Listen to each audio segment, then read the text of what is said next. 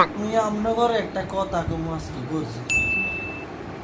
মোর একটা আশা আছিল এই যে বাংলাদেশের লগে যদি কোনো দেশে যুদ্ধ লাগবে, মানে আল্লাহ ন করুক, যদি লাগবে মই যে মুগ বাংলাদেশ বাহিনীরা ওই ওই যে দেশের লগ লাগবে এই দেশের ক্ষেপণাস্ত্র ফাটাইতে, তারপর ওই যে এই যে কি কয় পারমাণবিক বোমা ফাটাইতে বুঝলি।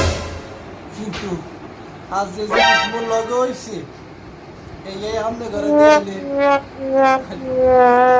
আপনাকে বুক পাইতে কান নাই, বড় আছে সরকারি পক্ষে দেয় নাই, এটা প্রাইভেট হসপিটাল থেকে লাগছে আর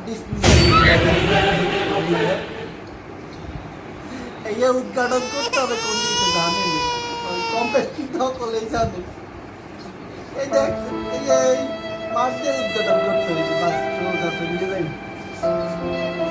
অন্য দেশের সেনাবাহিনী মরছে না মরছে এই জানি না, করবে এটাই ঠিক।